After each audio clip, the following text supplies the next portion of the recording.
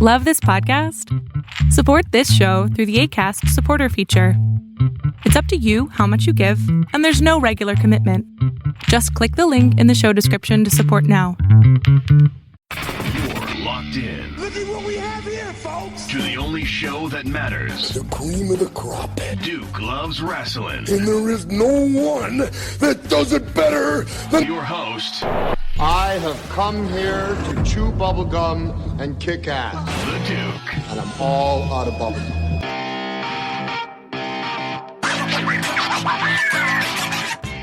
Hi, this is Earl Oliver from Sully's Vintage Wrestling. This is Raj Giri with WrestlingInc.com. This is Sean Reed, boxing writer and undercover low-key wrestling fan. And you're listening to Duke Loves Wrestling. Woo!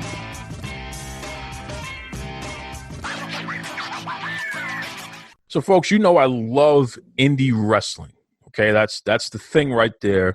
It's great that we can watch the quote-unquote majors and all this other stuff here, the good, the bad, and the ugly, but where does everyone come from? Or at least the better wrestlers, the quality people, the people who are out there who know what they're doing, they're making their bones, they respect the business because they put in the work, all right?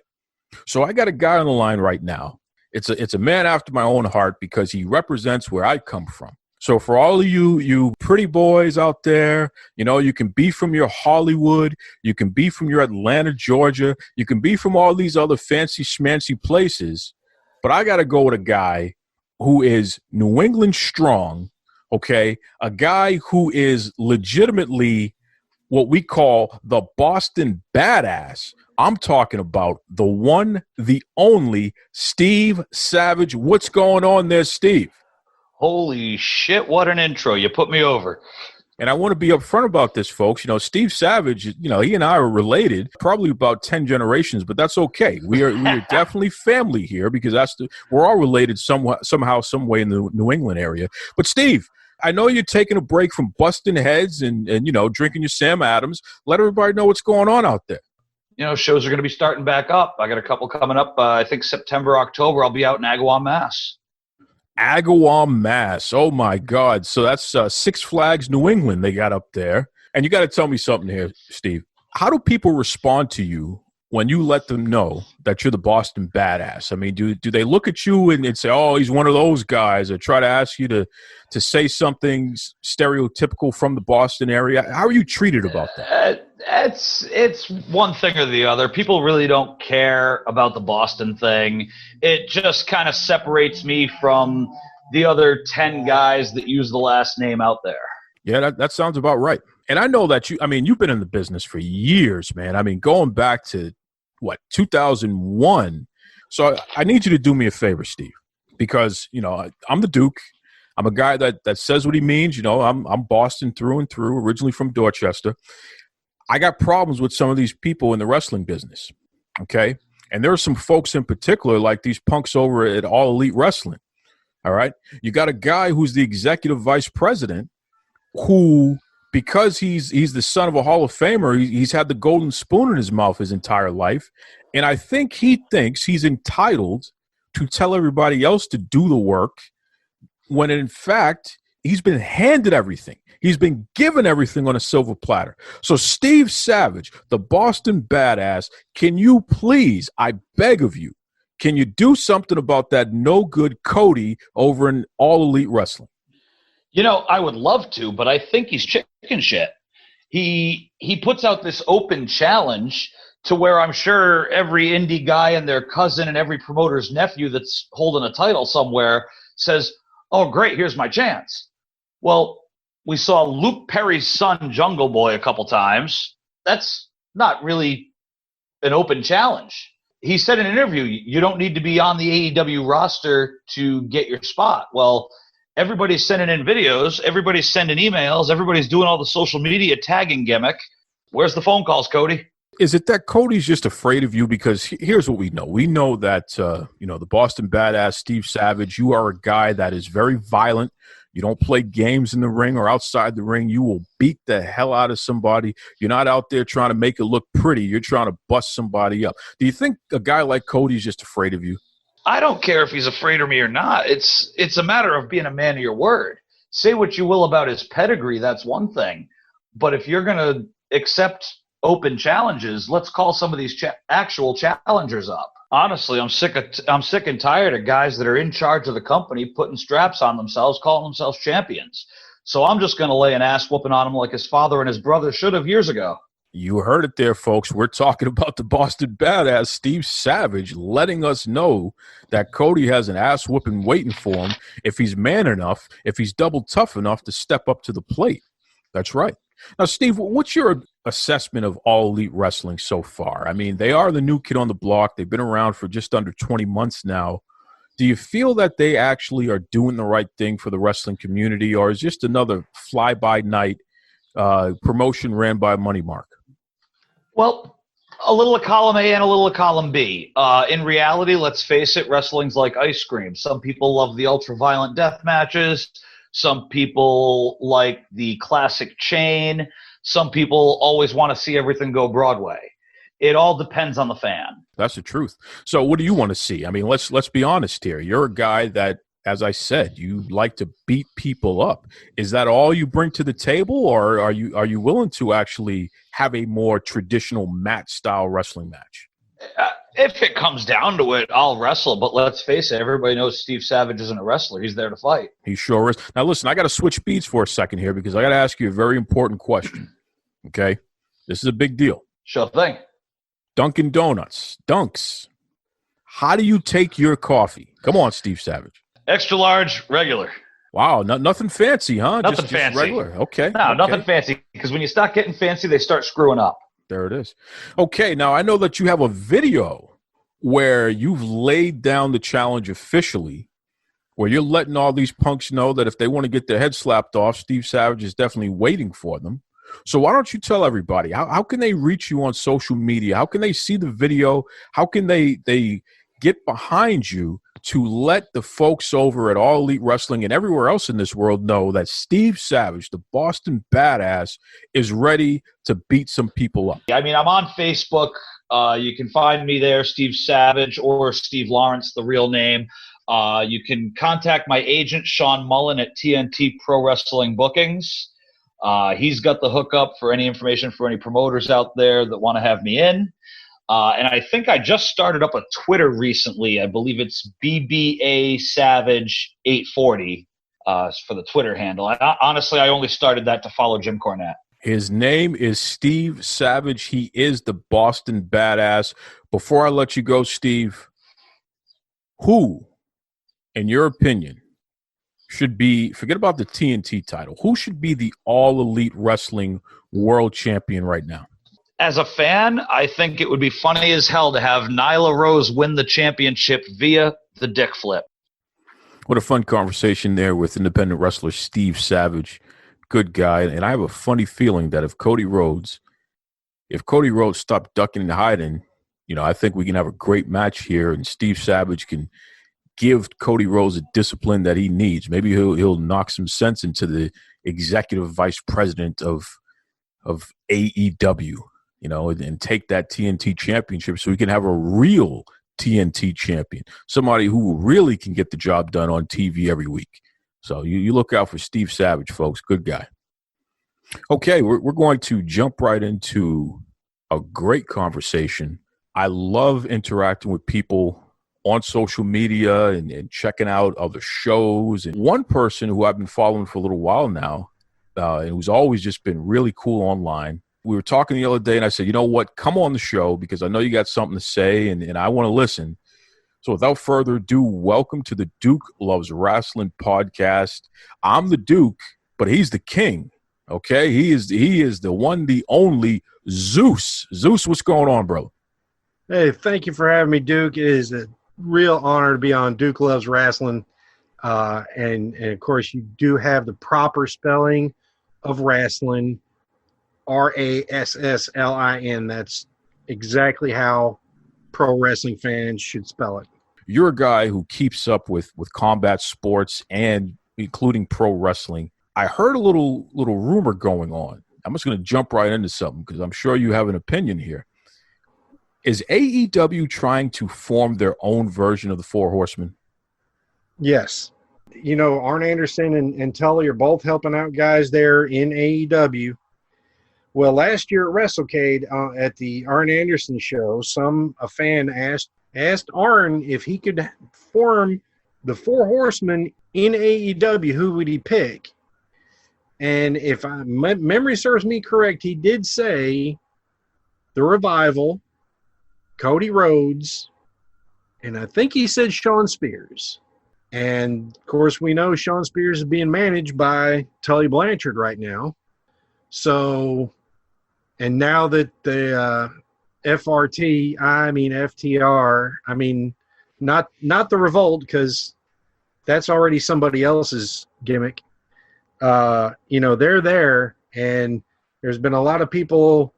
They've been going around. They've been holding up four fingers, and Shawn Spears posted a photo of himself yesterday wearing a black glove, holding up four fingers alongside a picture of Barry Windham holding his wrist with the gloved hand from circa 1988. Anyone who's ever listened to this show or followed my Twitter feed, what have you, they know that the WWE have taken their lumps from my guest and I. We've called out the WWE on many occasions, also praised them when things are going on that we like. And since AEW has come around, they've been getting the same treatment. But folks seem to forget that, I treat all these wrestling companies the same. There's no difference here. What is AEW's fetish with doing everything other than original content? It seems like they want to just copy everybody, especially WWE and what's in their lineage there. When is AEW going to just make their own thing and forge forward with their own identity? Well, it's tough because it's almost like a very cosplay friendly atmosphere. The people that they do have that, are originals in their own way, especially they're non-WWE people. And I think some of these guys are kind of on the shelf being hurt, that are hurt. But, clearly Pac is a great personality, great speaker, great in the ring. I don't think there's any reason why he shouldn't be the champion right now, be that as it may. But really, it's all the elite people, and it's all elite wrestling, and it's all elite booking. And that's the problem. Absolutely. It's crazy when the wrestlers are running the asylum, so to speak. I wonder about the decision making, and I'll give you a prime example, Zeus, and I'd love to get your opinion officially on the air about this. When they first started this company, they said that they would present a legitimate sports-like presentation, which more includes sports-centric presentation. That was the marketing, right? That had me excited. Right? Have you gotten that ever since this company has started? Okay, well. Nope. So let's go to the next thing. Then they said that they were going to take women's wrestling seriously. Now, every week they have this Dynamite show on TNT, and yet they only show one women's match per episode. Would you say they're taking women's wrestling seriously by the way that they've presented it in 2020? Well, part of the problem is they don't have a big division of women. And I think it's a cool thing that they've got, the belt on Nyla Rose. On Hikaru Shida now. It's just you can't want to make a big pond with just a few fish, but they just don't have a lot of women to choose from right now. And the fact that all these top women don't want to sign there, even though it's like there's all this room to be featured, it says something. It says there's something that we don't know going on when Donna Perazzo doesn't want to go there, and all these other countless women who've left the WWE have, they're not going to AEW, and they're, it's like, well, why aren't, what do they know that we don't? That's a good way to present it. I never thought about that. I've always blamed the company for not signing more women or more skilled women, more experienced women, because that's the other knock. Well, a lot of the folks they have are green. Okay, we'll go get some experienced women. They exist. When you look at Impact Wrestling and you look at WWE, just signed Mercedes Martinez. Why wouldn't Mercedes Martinez be in AEW? Right. She had a match there. She had a match there, and that was it. And in the match, she didn't have a prominent spot, which was embarrassing. That was a terrible match, too. It was a terrible match. It didn't make any sense. Awful, garbage, dumpster fire of a match. But so, Zeus, you got me wondering now if maybe the issue is they see what's going on in AEW and they don't want any part of it. And maybe that's what it is. It's not so much that AEW doesn't want to sign more women or more quality working women who can improve upon the division, but it's like, all the good workers out there are looking at that company and saying, nah, I don't like the way you're doing things. So, Thunder Rosa, look at Thunder Rosa. She's an NWA. Yeah. Right? Why wouldn't Thunder Rosa be in AEW? I mean, and why wouldn't they have signed her way before now? Way before. Because she proved herself in Lucha Underground. I mean, she was fantastic in Lucha Underground. She did so much work on the mic, in the vignettes, and in the ring. She killed it in the ring all the time. And there's, the fact that, she was floating around the independents for any length of time, much less, nearly a year before the NWA picked her up. And God bless him for doing that, but yeah, she's, it's amazing. So it's amazing that she hadn't been picked up. You're absolutely right. And so here we go again, they market one thing. We're going to take women's wrestling seriously. They haven't done it yet, and it's completely self-inflicted. So let's move on to the next thing. So now they say, well, diversity, that's something that we're going to lead with, and we're very serious about diversity. Zeus, literally in 2020, I'm not even going to go back to the first few months. Let's just look at 2020. There have been nearly 90 men's matches where you had black male wrestlers, whether it be tag team or singles matches, right? Zeus, they've won like 17 of the matches. Yeah, it's you have to decide, what your identity is going to be, and if you want to, because I don't think that Private Party is any less of a team than the teams that they have in AEW, right? When you say that, I don't think 100%. I think they're just as talented, and I think they have just as much of an upside. In fact, even individually, I think they could have just as much as an upside as singles wrestlers. Right. Which, I tell you one thing, that's something that neither one of FRT had.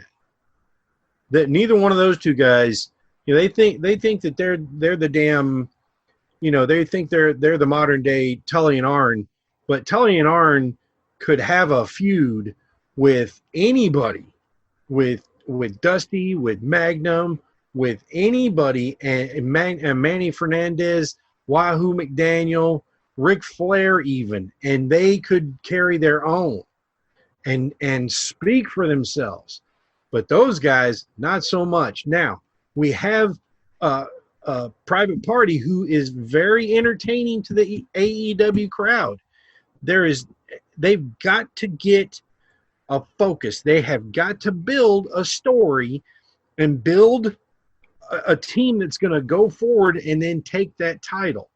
And you can't keep hopping around and putting people in places and expect everything to work. And it's just like, they throw them in that title shot, and now they're taking down a peg. So by a tag team that's never been a tag team before 3 months ago. So, the identity of AEW is clearly all about the elite. And, until things start to kind of change, like we were talking about diversity before, is, you have to build these people, and they had started to build Nyla Rose, and now, she's kind of fallen by the wayside, and, what happened to Kong? She disappeared. Was she just there temporarily? I mean, there's, and even Brandy, she's flip-flopping. It's like one week she's evil and conniving and, messing with other, wrestlers, and then she's all sunshine and roses again. Like, what, y'all got to pick a fucking lane and drive in it. Well, and it reminds me of a conversation that I had with Tony Khan where he told me flat out, he's the one who writes the show. He's the one that's doing the booking. I believe it. And I was just about to say, Zeus, well, we look at how disconnected and how illogical a lot of the things that they do is. It's, well, yeah, of course you'd be the one writing the show. You don't know what you're doing, and it shows, But I guess when it's your money, or when it's daddy's money, I should say, I guess you can kind of do whatever you want there. And I'll tell you, Zeus, what frustrates me about it is I was so excited about them delivering on what they promised initially. Right? Me too. I figured finally we're gonna give WWE what they should be. So maybe the WWE can get their act together because we got real competition going on here. And what I never expected to happen is NXT is far and away closer to what AEW promised to be than AEW actually is. Now, as far as AEW is so hard for me to watch. Yeah. Now I can have NXT on and watch that and wait for my favorites, to come on and then kind of tune myself in. And by my favorites in NXT right now, I mean Santos Escobar, Isaiah Swerve Scott, and Karrion Kross. And so, the only problem with NXT really is they're putting too much into one show. They have 20 matches in a night, and it's too many. And that's my issue with them. I don't feel that you're wrong about that. I think that's a good call out there. You'd rather see a little bit more time in the matches or more vignettes. What would you rather see done in place of the extra time? The thing is they feel like everybody's got to get their shit in. And so and it's like, well, we've got all these people here, let's use them. It's like, no.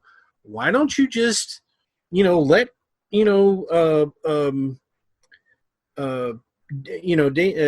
Priest or whatever his name is, let him have this week off, let a couple of these people have this week off and stop having multi-man matches just to get everybody in there. And just kind of develop some things more one week and less the others, because you're not always you're blessed to have such a big ass roster. Give people a little bit more time to showcase some things you want to keep covering, some of these big things week to week, but other things it's not going to hurt, to kind of alternate some of these, smaller stars, in favor of a better overall story for the show itself. That's a great call out. I didn't think about that. And you know what? What's funny about what you're saying, Zeus, is that may develop the argument for why NXT should have its own second show. Now, that doesn't mean that WWE adds another hour of programming to TV or the web or what have you. they could take one of their lesser shows and turn that into the dark version of NXT. You know, like Right, AEW has like AEW main event Dark. or something. It can be, it could take main event and they can turn that into a strictly NXT show where you can put some of that extra stuff on, and then on the main show you can do more creative things. That's a good call. But what you're pointing out is that they're rich with talent. Yes. You know, which is a great problem to have. On AEW's side, it's they're not developing their talent. So we never really know what they truly have and what they truly can accomplish because there's no true development going on there. It's just, right. Oh, you used to work for WWE, you're in the main event. Right. And there's an attitude where it looks like so many people in AEW think that just because they're in AEW that they're as good as they need to be. Like, I'm never going to be any better than this. I've made it. I'm a superstar now, and I don't have to get any better. I don't have to try as hard as I did to get in here, you know. And I think it's just an awful thing is when you get complacent and you enjoy the smell of your own fart. Good call. Zeus, when you think about the way let me take it back to Nyla Rose for a second, because I'm a big fan of Nyla Rose, and I was expecting the second coming of Asa Kong. You know, I thought she was just going to be this dominant force like we haven't seen since the 90s. She lost numerous matches clean to Rio. Yes. Who, Rio she's about as big as my leg. Right. It's very difficult to believe that she could beat someone who is dramatically bigger than her, and it just didn't make any sense. Nyla should have never taken those losses early on. Well, should have been one of those ones where, it should have been like an exposed turnbuckle. Sure, protector, sure. And have Nyla, go for a charge and hit her head on the ring post, or, something that really, says, okay, well, Riho weighs, 72 pounds, soaking wet, she's going to pin this 240-pound woman because of her quickness and her brains and the fact that, Nyla Rose is going to be concussed and off TV for 2 weeks. But it once again, you really have to think things through. And even though it was an exciting match to see Riho win because you didn't think she could, it's kind of like having, Vader lose to one of the Monkey brothers. Yeah. Makes no sense. And what you really did. Not the way they did it. What you really did, because the money is not in Rio. You took your heater, you took your most unstoppable dominant force that you have to take a baby face and build the hell out of for maybe a whole year before you defeat this unstoppable force. You ruin that whole ability to develop that type of storyline. And I don't think at this point Nyla Rose is ever going to get her steam back in AEW. I think they've devalued that character so much that it would be nice to see her go somewhere else. Well, if not somewhere else, then, build a story around her and let her, look at her life and, change her gear up a little bit, and then just kind of, have her start, literally, just destroying other women that, are just kind of bring them in to get destroyed and just kind of build her up and have her go through some kind of mental thing to where she's like, okay, well, kind of like maybe a Nikita Koloff type of thing, where he had the epiphany and he changed his his kind of his life after Magnum nearly died, and he was still a damn near unstoppable juggernaut even after that. So I mean, she needs a story, and they're lousy in AEW for telling a damn story. You're taking the words right out of my head, and you're putting it out there before I can. That's a good call there, Zeus. Listen, Zeus, if anyone listening wants to follow you online and interact with you and what have you, what's the best way that they can reach you? Well, Twitter is my number one social media platform. It's at Zeus King Dark, all the way Zeus King Dark, and I'm also on Instagram too. I do drawings. I also have a podcast with my amigos, James Extreme Sorno and Pedro Texan Spaniard, and we are on YouTube on the Texan Spaniard YouTube channel every Saturday morning live at 11 a.m. Eastern. And so please, after you're done absorbing so much amazing Duke Loves Wrestling content, come join us on a Saturday morning sometime, where we're only on there for about an hour or so, and we talk wrestling, we talk Godzilla kaiju movies, we talk old ninja stuff, we talk about all kinds of fun stuff. So if you like to mark out, you like to geek out, stop by the Mark Out Mania show. Ooh, I'm going to have to take you up on that offer sometime, Zeus. Have you guys ever covered any of the old Hong Kong movies where, the gangster movies like Hard Boiled or The Killer, or one of those? No, but we did have a great show about the Shaw Brothers. We had a great episode about the Shaw Brothers Kung Fu movies. Those are the guys who did the 36 Chambers, the Wu-Tang Clan. They did all the Venom Mob movies, and we had a really great expert from the Far East. Her name's Yiki Kun, and she is a Shaw Brothers expert, and we all got to talk about, the great old black belt theater movies and guys like Lo Mang and the other Venom Mob and all that kind of fun stuff. So we talk toys, we talk all kinds of great stuff, and we're mostly a wrestling show, but we've also had some fun guests here and there. So I can't wait to check it out. That's good stuff. His name is Zeus. He is the king. Listen, Zeus, before I let you go, one last question here. Kevin Randleman is going to be inducted into the UFC Hall of Fame. What's your initial thoughts on that? Because I know you're a longtime MMA fan. Kevin Randleman was a phenomenal athlete, amazing genetics, a really good-hearted person. And it's so sad to see such an amazing talent go through what he went through at the end of his career and his life.